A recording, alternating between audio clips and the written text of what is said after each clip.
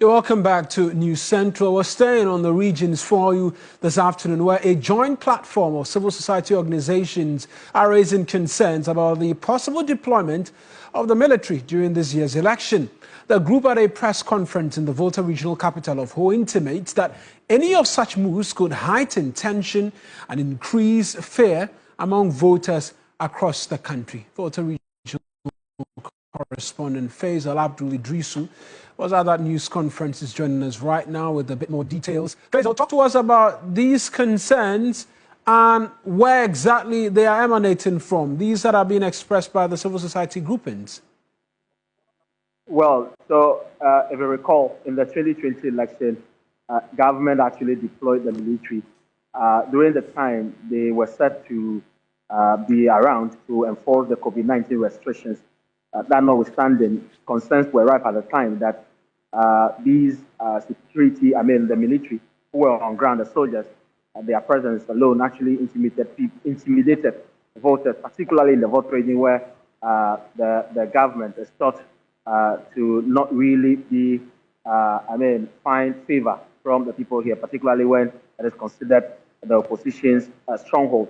And so going into the 2024 election, the CSOs, which include the Community Focus Foundation, Democratic Credentials Network, and also a coalition of Ghanaians without Ghana card, are saying that they are very much aware that there are plans already in place for government to deploy the military once more, which they say started with the deployment of the military up north and within the middle belt to enforce a ban on the exportation of cereals and all other issues recently relating to the dry spell in the north with regards to food security. And so they are saying that this very recent move by government is just part of a grand agenda to deploy the military into the region, particularly the Volta and some other regions they think are not the strongholds of government, and in the end, to intimidate voters who have the right to vote on December 7th.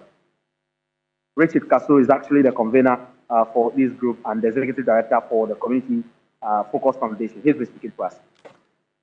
We have become aware of government's decision to deploy military forces to border towns across Ghana, including Volta, to enforce a ban on exports of grain from Ghana in the wake of the drought-induced crop failures in the northern and middle belts. We consider this move as part of a grand scheme, a grand government-sponsored scheme of ethnic profiling aimed at suppressing votes in opposition strongholds, with a particular attention on the Volta region.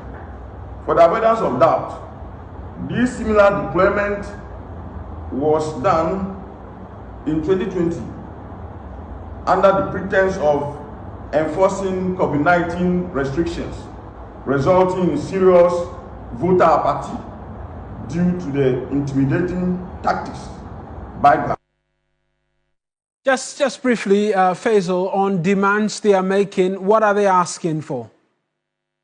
So they are asking government and the Electoral Commission to furnish the Ghanaian public with a comprehensive security roadmap as to what to expect during the election as far as security deployment is concerned. They want the Electoral Commission to ensure the timely deployment of election materials. They also are asking government to, if for nothing at all, ensure that the lights are on, particularly in the very last days of the election. They are of the view that if we continue to experience light out, the local parlance do so, it could also mean that people will hide under it and do other things that probably could jeopardize the very credentials of our democracy. These are the few demands they have been making. A comprehensive strategy, a strategy that is inclusive, a strategy that is fit for purpose. We don't want this kind of, orchestration in the name of grain shortage or whatever. Come clear, so that we all know that this is what we are supposed to expect during the electioneering period.